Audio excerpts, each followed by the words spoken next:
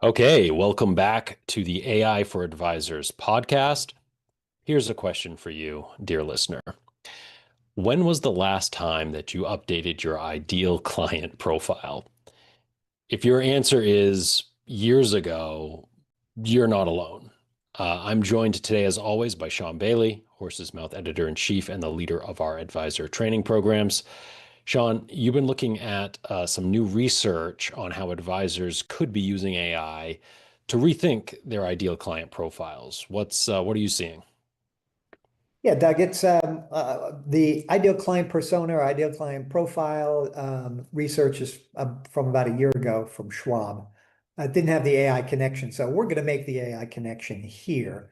But the thing is, the research shows us advisors who keep their ideal client personas current are going to be doing much better in terms of adding new clients, having more meetings, resonating more effectively, more powerfully with their target market. And what we're going to do is we're going to discuss a little bit about that, and then we're going to fuse this with AI, because when you throw AI in, many of the big challenges around the idea of having an ideal client profile and how to use it are going to evaporate. So that's kind of where we're heading here. Okay, you mentioned research from Schwab. What's that telling us? Yeah, so Schwab found that firms that have ideal client personas or ideal client profiles, good value propositions, and marketing plans aligned with those, because that's really what you would want. They attract 67% more clients than advisors who don't have ideal client personas or good value propositions. And so, how does this translate into business more specifically? The people with the ideal client personas that have been updated and that they're engaging actively with get 1.5 times more client assets from referrals and 4 times more COI referrals, again, than those advisors who don't. And what we see is that and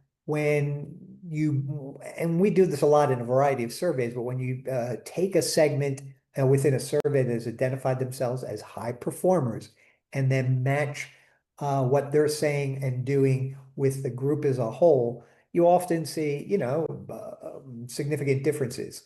And of course, and this study is no different, those firms who are top performing and identify themselves as top performing happen to be the ones who also keep their ideal client personas current. And that's the key thing, current. I mean, those are some pretty significant numbers. Clearly, this isn't just, theory. This is leading to a measurable advantage. Yeah, I mean, the ideal client personas um, aren't marketing fluff. They're really about creating a tool that can accompany you, the advisor, and your firm in terms of developing your marketing. Uh, it just creates, much better growth opportunity and growth results when you are always integrating your insights from your ideal client personas into your marketing. That's what's, so powerful about these things. And knowing how important and the results that, working on your ideal client persona can have, that begs the question, why then do most advisors let their ideal client personas gather dust? Yeah, well, there's a number of things about it. Prior to AI coming along, it was a very miserable and time-consuming process, and it often involved um, work that advisors typically would do at the beginning of their business, because they would, go to a program, training program, or read some books, and it's like, yeah, well, you really need to know and understand who your client is, so you ought to create an ideal client, profile or ideal client persona. And advisors could sometimes spend, weeks on this, or thousands and thousands of dollars working with a marketing consultant. So what happens in reality, of course, is that solo advisors are small firms a project like this was kind of a luxury that more or less never happened, or if it happened in a cursory way. Yes, I have a feeling for who I think my ideal client is. And, it's just something that they do kind of a punch list item to launch your business. And that, of course, isn't how it should be at all. So, another question is, what happens when, the advisor's practice changes, but the persona Right. doesn't? Yeah, well, one of the whole things about it is, people are in this business 5 years, 10 years, 20 years, 40 years, and your business does change, especially from the early to middle years. You think it's going to be one thing, and then you start to get traction somewhere else, and that is the path that your firm goes down. But without the ideal client persona being updated, there's a divergence that happens over time. What you thought your ideal client persona is and what it is in reality. And if you're not taking time to update your persona and bring it forward, for the purposes of really integrating it into your message platform, the things that you say or do, how you talk about yourself and your firm to your clients and your prospects. If you don't do that, then things aren't going to be. You end up marketing it in essence to the wrong people and kind of speaking the wrong or slightly misaligned messaging, and you're losing the opportunity to connect with people who are probably your best fit clients. You're losing them to competitors who, in fact, probably have spent some time being more precise about their messaging based on a clear understanding of their ideal client personas. Okay, well, you overviewed some of the roadblocks that traditionally have gotten in the way of advisors working on their personas, but they have AI tools now. So how does AI change the equation for advisors? Yeah, it changes it in so many ways. But first, let's just go with the most, basic one, and that is I think, this Schwab survey showed, almost half had no ideal client persona to begin with. Okay. And why? Because again, it does take some thinking, some work, ideally, and checking in with some of your best clients, et cetera. And as I say, always the advisor is the prototypical too many hats and not enough time kind of profession. And so the marketing always has suffered in that context. Now along comes AI, and what is the thing that we're always discussing relating to AI? And that is the time collapse, the efficiency. Things that took uh, weeks can now take a day, days. Things that took a day can now take hours. Things that took a couple of hours can now take 15, 20 minutes. So you have this time compression going on. And yet here we have this very important marketing tool that most advisors, haven't taken advantage of. And now AI comes along and it totally overturns everything, because you look at the data from the Schwab study, we know that advisors with these ideal client personas just do so much better. And if you're an advisor who is not operating with an ideal client persona, well, now, due to the, I'll say magic of AI, with the right guidance and the right framework, you can develop a very powerful set of ideal client personas that can start to guide you in your marketing. You can integrate it into your workflows, integrate it into your marketing, integrate it into your newsletter, your conversation with your clients, your conversation with your centers of influence, and the discussion of referrals. And so when you have this, very powerful key to your ideal client, target, you're just going to get, way better results. And so for one thing, the AI efficiency now means that no advisor should be operating without an ideal client persona, at least in my opinion. And of course, in our training programs and our upcoming AI for Advisors Pro website, this is this is what we're going to start to focus on. Often people hear about, oh, AI helps with your marketing, and then it's referred to as your blog post, your write an article, your newsletter, something for LinkedIn. And yes, all that is true, absolutely. But now we're going way deeper. There are so many other more powerful uses of AI in the marketing area that can assist advisors. And so, that's where we want to go. AI is going to give us the ability to make your ideal client persona operational. And one way it's going to do that is when you do create these ideal client personas, you can then load them in any variety of ways into the memory of your AI model, ChatGPT, or any of these other models you use, so that um, in the past, you'd create the ideal client persona, put it aside, it gathers dust, and it doesn't influence anything. Now, going forward, when you're co-writing or co-marketing with ChatGPT or another AI model, and the AI model has memory turned on and it has internalized who your ideal client persona is, then that's going to come out in all of those previous things I mentioned before, the blog post or articles or newsletters or social media posts. They'll be written informed by the details of your ideal client personas. Okay, walk me through this a little bit deeper here. So, the personas, they aren't just, in this, like they traditionally would have been, in this like separate document that may be on your computer or your file cabinet or whatever, where it might never be looked at again, might collect to some dust. Now, these personas they're part of your tools that you use on a daily workflow, right? Like shaping everything that you do. Yes, and so the question is, how do you get a new, updated, and powerful ideal client persona into your, how do you get one, period? Okay, how do you get an updated one using AI?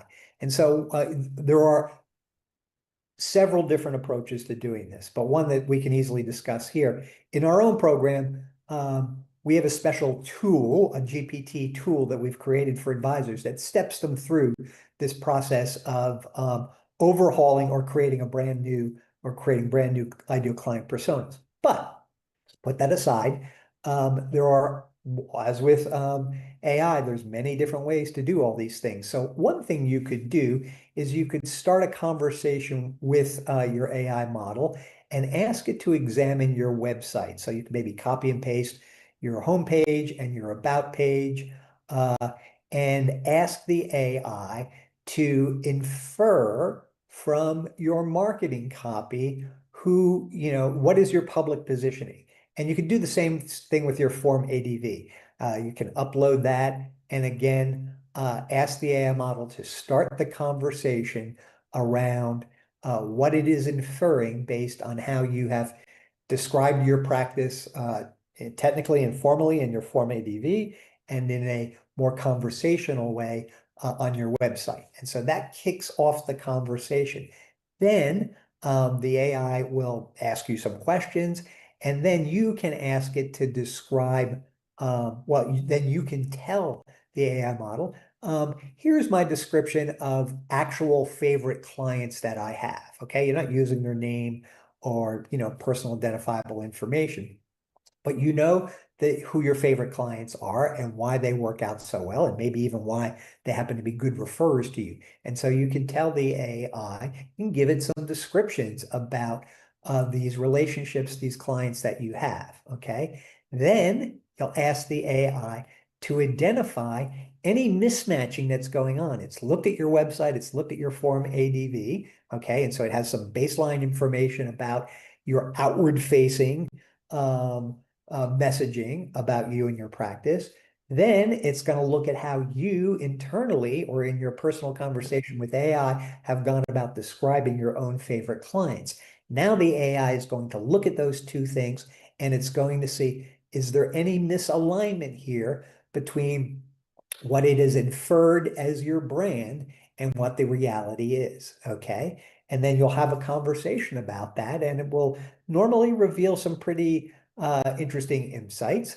And you can go back and forth with the AI model. And then at the end, you can ask it to generate Let's say two or three named personas with specific demographics, fears, goals, media habits, um, personal finance challenges, whatever the case may be. And what will come out of that are these very meaty, um, yeah, they're usually about a page or two of details that you'll about your ideal client persona, and you'll read it and you'll recognize, yes, I do in fact have a lot of clients who this persona, seems to speak to.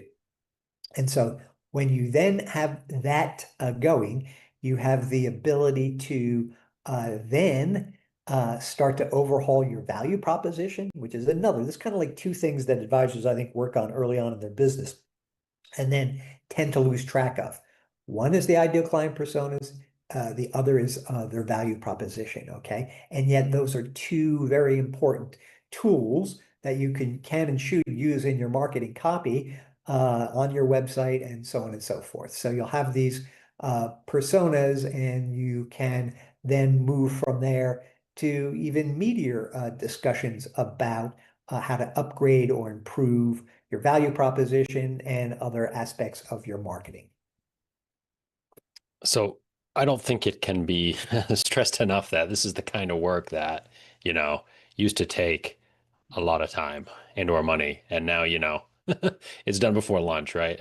Yeah, yes, and that is, that is huge for sure. So, just to give people a prompt, a rough idea of a prompt that you might use for something like this. So you could say to your AI something like, analyze my website in Form ADV to infer my current ideal client persona and brand positioning, and then compare the following descriptions of my best fit clients, which we were just discussing, their fears, their beliefs, their goals, and their media habits, and pull all that together and produce, a critique, ask me some questions, and you'll be, down the path in that process of getting, a highly supercharged and now highly usable ideal client persona. Okay, and so once you have, these personas in place, what's the next step? How do you Yeah, utilize now them? this is where it can get really interesting, right? I mentioned before that one of the things that you could do would be that you'll take these ideal client personas and you can tell your AI to put them in the memory. There are you could also create within ChatGPT. There's something called projects, which we in our training programs recommend that people use projects. They're sort of AI charged folders. Imagine a folder on a specific topic that you've putting things into for, days, weeks, months, years even, right? Now you can go into that folder and you can have this conversation with AI where it's referencing and knowing everything in that folder. And it can be very, very powerful to achieve a lot of things. So if you have a folder within ChatGPT where you do your marketing writing and developing of your marketing content or white papers or stuff, you can load your ideal client personas into that folder. You can even put them into the instructions or add them as a key file. And then going forward, all the output and all your conversations within that folder are going to be informed by your ideal client profiles or personas. And, so that is, one example of what you can do in a fairly easy one. But there are others as well. And in this instance, you could have ongoing conversations with your ideal client personas. You're thinking of testing some stuff out with your clients. Maybe and it could be anything. It could be something small like a theme for an upcoming client event, or it could be something bigger like deciding maybe you want to add, tax guidance or tax planning to your practice, and you can present this to your ideal client personas, see how they respond to it, figure out what their objections are. There's all sorts of different things you can do. So, Doug, I want to use just to demonstrate, I have for myself my own what I call AI advisory board. And when I'm creating marketing content or creating content for our AI powered financial advisor program or our upcoming service, the AI for Advisors Pro membership website. Whenever I'm doing stuff for those two programs, I can go to my advisory board of advisors, okay, virtual advisors.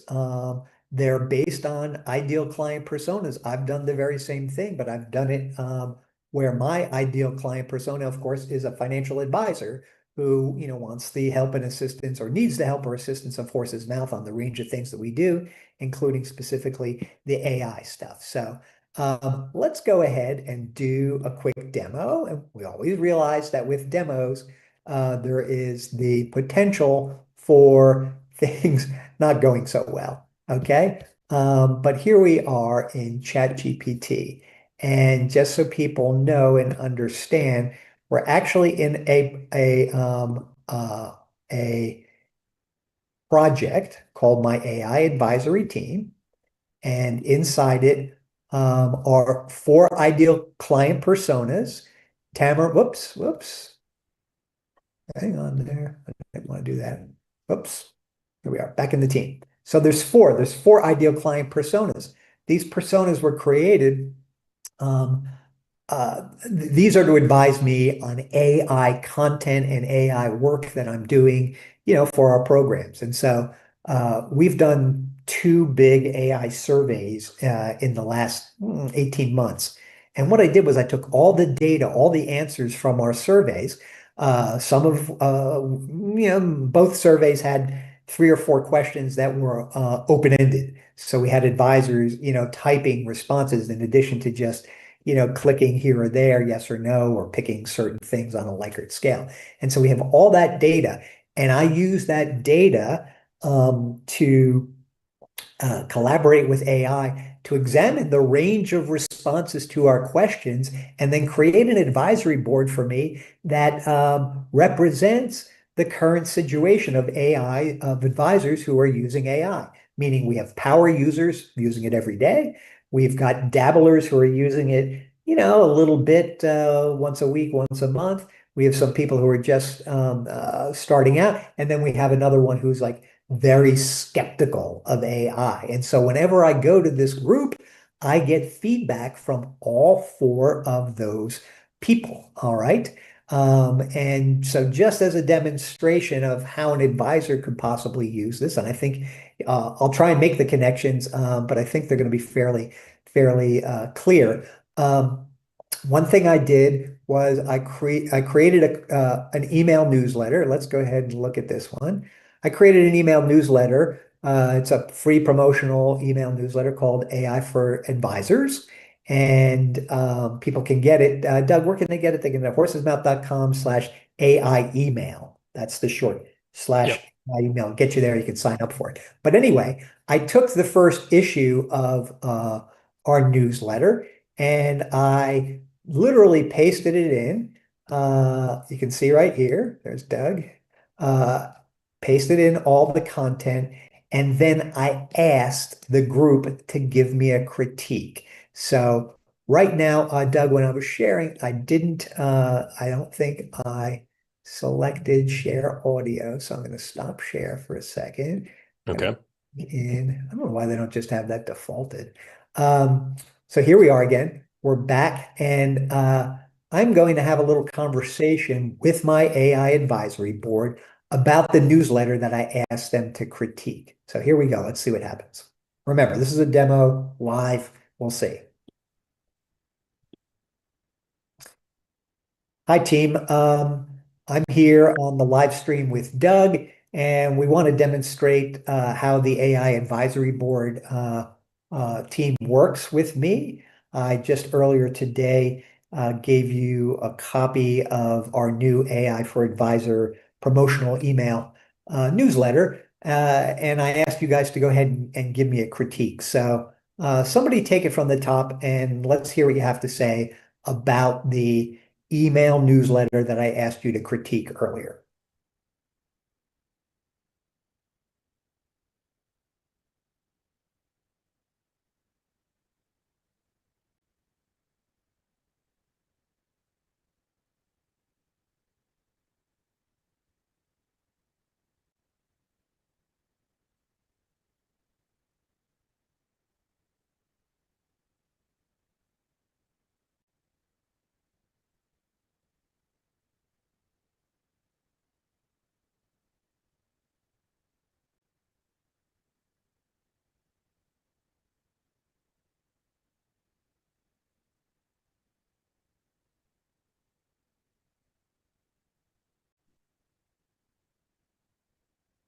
Okay, thanks for that.